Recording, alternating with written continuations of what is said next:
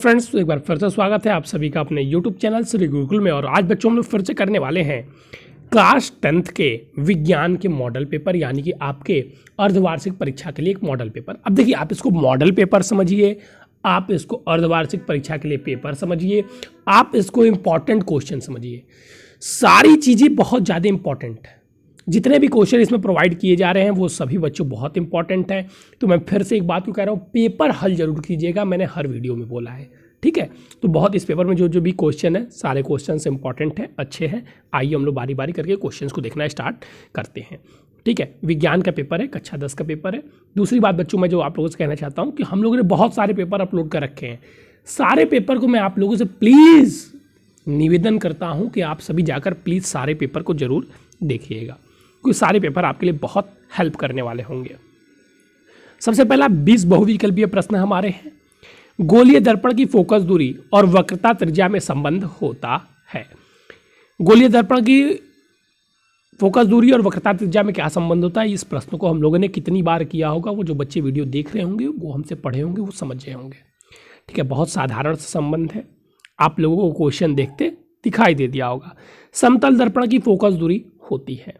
पूछा जा रहा है यहाँ पे क्या सर, समतल दर्पण की फोकस दूरी होती है। और इस प्रश्नों को भी हम लोगों ने अनंत बार किया होगा, ठीक है। इस प्रश्नों को भी हम लोगों ने कितनी बार किया होगा बच्चों, अनंत बार किया होगा। और इसका आंसर भी आएगा क्या, चलिए आगे बढ़िए। एक लेंस की फोकस दूरी होती है, पूछ रहा है एक लेंस की फोकस दूरी होती है 2 डायोप्टर, 3 डायोप्टर, 4 डायोप्टर, -5 डायोप्टर। एक लेंस की फोकस दूरी होती है। यहाँ पे लग रहा है बच्चों कुछ मिसप्रिंट है, ठीक है। यहाँ पर कुछ मिसप्रिंट है, यहाँ पर बात किया गया होगा आपसे अवतल लेंस के बारे में, ठीक है। यहाँ पे कुछ मिसप्रिंट है, तो इस क्वेश्चन को ध्यान मत दीजिएगा। चलिए, ऐसे इससे संबंधित क्वेश्चन हम लोग दिया था, लेकिन इस क्वेश्चन में कुछ मिसप्रिंट है। कांच का अपवर्तनांक अधिकतम होता है हरे रंग के लिए। बहुत बार इस प्रश्न को हम लोगों ने किया है।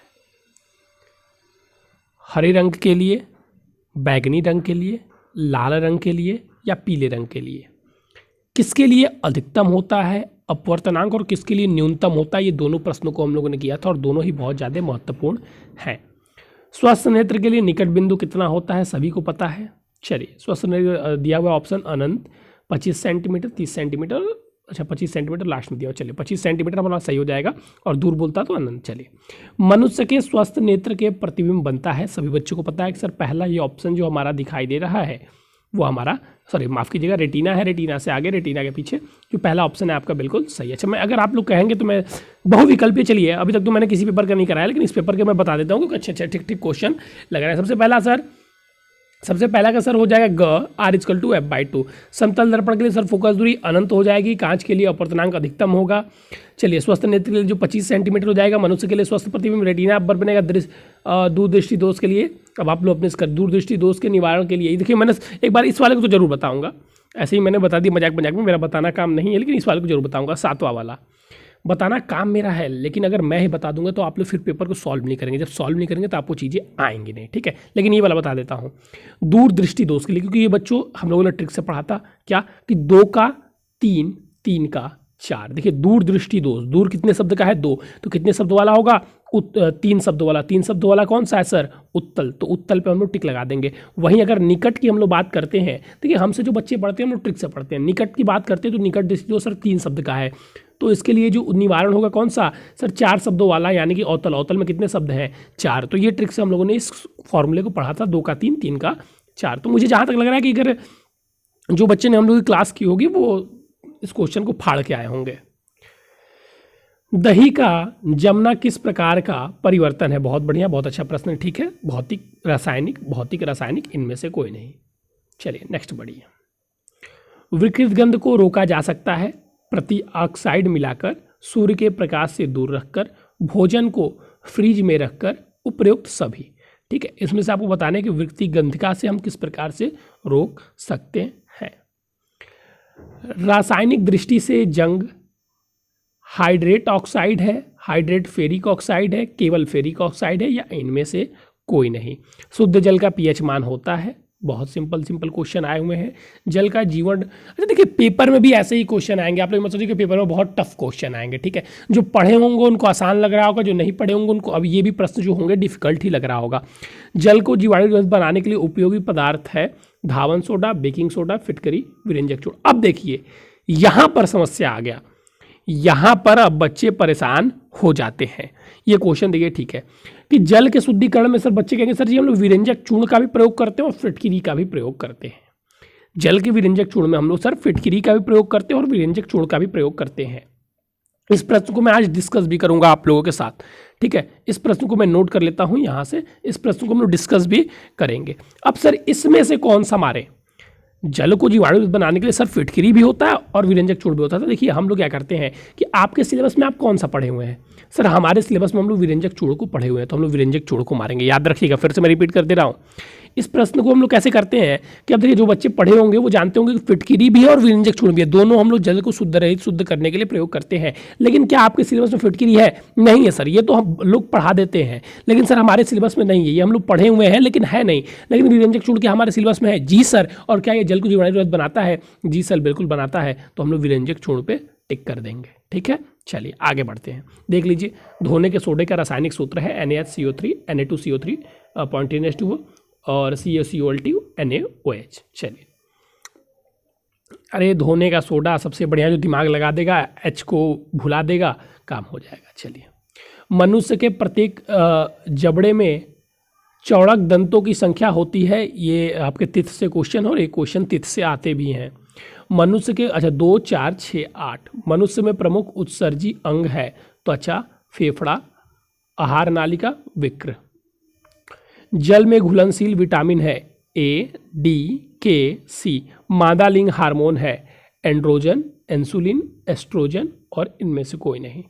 मुकुलन पाया जाता है प्लेनेरिया में, हाइड्राइड में, लिस्मेनिया में, सभी में। मनुष्य में गुणसूत्रों की संख्या होती है 44, 45, 46, 47। ये कोई क्वेश्चन बच्चा हमसे कोई व्हाट्सअप पर भी पूछा हुआ था, उसकी जवाब मैंने दिया था। ऐसे तो हम लोग बायो पढ़ाते नहीं हैं अभी, मतलब अभी हमारा इस प्रेजेंट टाइम में बात करें तो हमारे चैनल में बायो क्लास नहीं चलती है, लेकिन बच्चों हमसे एक बच्चे ये क्वेश्चन पूछा हुआ था तो उसकी जवाब हमने उसको बताया हुआ था। अनुवांशिकता में प्रयोग के लिए मेंडल के किस पौधे का उपयोग किया जाता है? पपीता, आलू, मटर, अंगूर। जो भी बच्चे बायो के हैं उनको टेंशन लेने की आवश्यकता नहीं है भैया, हम लोग की बायो क्लास नवंबर से चलेगी ना, बिल्कुल नवंबर से आपकी क्लास चलेगी।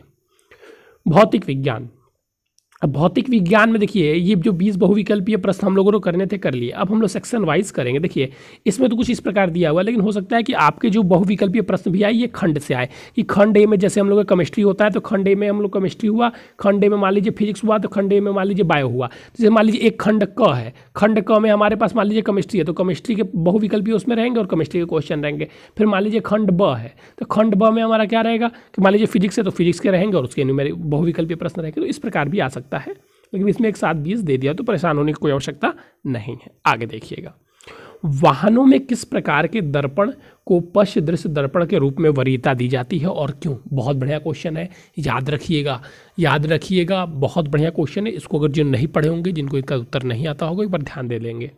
स्नेल का प्रकाश के अपवर्तन संबंधित नियम जब क्लास लेता हूं तब आप लोगों को बताता हूं कि भैया प्रकाश के अपवर्तन का जो नियम है ना, प्रथम और द्वितीय, उसमें से आएगा ही आएगा। और या तो आपको दोनों नियम पूछ दे या तो स्नेल का नियम पूछ दे जो द्वितीय वाला होता है। आंख की समंजन क्षमता से क्या तात्पर्य है? बहुत आसान प्रश्न पूछा गया है। पेपर देखिए, पेपर में बहुत ज़्यादा डिफिकल्टी नहीं है। जिन बच्चों को, हाँ, जो बच्चे सोचते हैं कि बहुत डिफिकल्ट पेपर आएगा वो इस चीज़ को देख के समझें कि पेपर बहुत डिफिकल्ट नहीं आएगा। प्रकाश के परावर्तन के नियम लिखिए। देखिए यहाँ प्रकाश के परावर्तन के नियम लिखना है। 20 सेमी वक्रता त्रिज्या वाले अवतल दर्पण के सामने 5 सेंटीमीटर की दूरी पर 15 सेंटीमीटर की दूरी पर कोई वस्तु रखने पर प्रत्येक स्थिति में प्रतिबिंब कितनी दूरी पर बनेगा ये आपको बताना है, ठीक है। एक बार 5 सेंटीमीटर की दूरी पर वस्तु रखा जा रहा है, एक बार 15 सेंटीमीटर पर, स्थिति कितनी दूरी पर वस्तु बनेगा बताना है। बहुत सिंपल सा न्यूमेरिकल है। लेंस कितने प्रकार के होते हैं? किसी वस्तु को 20 सेंटीमीटर की फोकस दूरी पर केंद्र से 30 सेंटीमीटर प्रतिबिंब की स्थिति और प्रकृति बताइए। ठीक उसी प्रकार का प्रश्न है दोनों। मानव नेत्र का सचित्र वर्णन कीजिए। देखिए जैसे कि मैंने आप लोग बताया था कि 7 नंबर वाले क्वेश्चन में एक आपका ये आएगा मानव नेत्र। देखिए इंपॉर्टेंट हो और आया भी है। जब हम लोग मानव नेत्र पढ़ा तभी बता दें, और बोर्ड के पेपर के लिए भी मैं ये बता दे रहा हूँ, बोर्ड के पेपर के लिए भी मैं आपको ये बता दे रहा हूँ। यहाँ पर मुझे कुछ पैटर्न देखने को अजीब मिल रहा है, लेकिन क्योंकि ये बोर्ड का पैटर्न नहीं है, बोर्ड के पैटर्न में आपको क्या देखने को मिलेगा कि मॉडल पेपर आ जाएगा जब रियल वाला, तो 9th का आ ही गया है, जैसे ही 10th का 11th का आ जाएगा सारी चीज़ें क्लियर हो जाएंगी। क्या होता है कि जैसे ये क्वेश्चन इसके साथ रहेगा और ये क्वेश्चन इसके साथ रहेगा, मतलब एक न्यूमेरिकल और एक लिखने वाले प्रश्न रहते हैं। और मानव नेत्र बहुत इंपॉर्टेंट है बच्चों, और दृष्टि दोष, और ये भी देखिए बहुत अच्छा क्वेश्चन पूछा गया है, निकट दृष्टि दोष किसे कहते हैं, किस प्रकार के लेंस का प्रयोग किया जाता है, ठीक है, किरण आगे प्रदर्शित कीजिए, ठीक क्वेश्चन पूछा गया है, बहुत सही क्वेश्चन पूछा गया है। ये 4 नंबर में क्वेश्चन पूछा गया है, 7 नंबर वाला तो नहीं है लेकिन 4 नंबर में पूछा जाता है, क्वेश्चन बहुत इंपॉर्टेंट है, ठीक है। तो इस पेपर में जो भी क्वेश्चन करवाए गए हैं, कोई भी क्वेश्चन आप ऐसा नहीं कर सकते बेकार है। देखिए रेडॉक्स अभिक्रिया क्या है, उदाहरण देकर समझाइए। बेकिंग सोडा बनाने की विधि तथा उपयोग, मैंने आपको बता दिया था लवण वाले में कोई एक लवण आएगा, प्लास्टर ऑफ पेरिस, विरंजक चूर्ण का रासायनिक सूत्र लिखिए, ठीक है। देख लीजिए कितने क्वेश्चन आ रहे हैं, महत्वपूर्ण लवण जो मैंने आप लोगों को PDF बनाकर भेजा था। क्या होता है रासायनिक समीकरण जिंक, अब देखिए ये 4 नंबर में दिया हुआ है, ये आप में नहीं आएगा, आप लोगों को चिंता करने की आवश्यकता नहीं है। ये अगर आता भी है तो 1 नंबर का क्वेश्चन आपको देखने को मिलेगा, ठीक है। मैं फिर से रिपीट कर दे रहा हूँ, ये जो यहाँ पर रासायनिक समीकरण बता, जब मेथन की क्रिया उपस्थिति में जलाया जाता है, ये क्लास 12th में अधिक देखने को मिलता है। आपके पेपर में आपको 1 नंबर का अगर मिला तब 1 नंबर का देखने को मिलेगा, नहीं तो नहीं मिलता है, ठीक है। जो बातें हैं मैं आपके सामने स्पष्ट रख दे रहा हूँ, ये जिस विद्यालय के उसमें दिया गया है, लेकिन ये अगर आपको पेपर में देखने को मिलेगा तो 1 नंबर का मिलेगा, नहीं तो नहीं मिलेगा, ठीक है।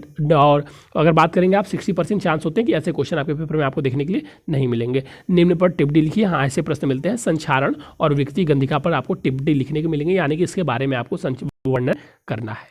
अब देखिए ये वाला क्वेश्चन तो भैया इंपॉर्टेंट है ही। केमिस्ट्री में एक क्वेश्चन आप महत्वपूर्ण लवण से ले लीजिएगा जो बड़े क्वेश्चन में आएगा, ठीक है। केमिस्ट्री में एक क्वेश्चन आप लवण से ले लीजिएगा, उसको देखिए कास्टिक सोडा के निर्माण और क्लोरोक्षार विधि द्वारा वर्णन कीजिए, कास्टिक सोडा का प्रमुख उपयोग लिखिए। तो एक लवण से आपको निर्माण करने के लिए क्वेश्चन आएगा। देखिए पीएच स्केल से क्वेश्चन है, पीएच स्केल क्या है, विलियन में अगर सांद्रता इतनी दी हुई है तो पीएच मान ज्ञात कीजिए और प्रकृति बताइए कि वो अम्लीय है कि क्षारीय है। तो अगर आप पीएच मान ज्ञात कर लेते हैं तो प्रकृति बताना आपके लिए उतना ही आसान होगा। मनुष्य में हृदय का आंतरिक संरचना बनाइए और क्रियाविधि लिख लीजिए। देख लीजिए भाई, हृदय इंपॉर्टेंट है, टिक कर लीजिएगा। लिंग के गुणसूत्र किसे कहते हैं, मनुष्य के लिंग का निर्धारण की प्रक्रिया बताइए, ठीक है। तो चलिए ये भी क्वेश्चन ठीक है। पौधे में द्विनिषेचन की प्रक्रिया बताइए। परिवार नियोजन की भिन्न भिन्न विधियों का वर्णन कीजिए। देखिए मैं देख रहा हूँ कि जितने पेपर हम लोगों ने करवाए हैं, आप परिवार नियोजन से प्रश्न एक उठ के आ रहे हैं, तो हो सकता है आपके बोर्ड के लिए भी ये क्वेश्चन इंपॉर्टेंट हो। मानव पाचन का नामांकित चित्र बनाइए। देखिए मानव पाचन का जहाँ तक हम उम्मीद करते हैं कि पेपर में चित्र नहीं आएगा, क्योंकि बहुत डिफिकल्ट चित्र होता है, आ भी सकता है क्योंकि इंपॉर्टेंट भी है, तो वहाँ बच्चों को टाइम लगता है, तो एग्जामिनर ऐसे क्वेश्चन देने से थोड़ा सा बचते हैं। अमाशय तथा वाली पाचन क्रिया का वर्णन कीजिए, जबकि विक्र का आता है।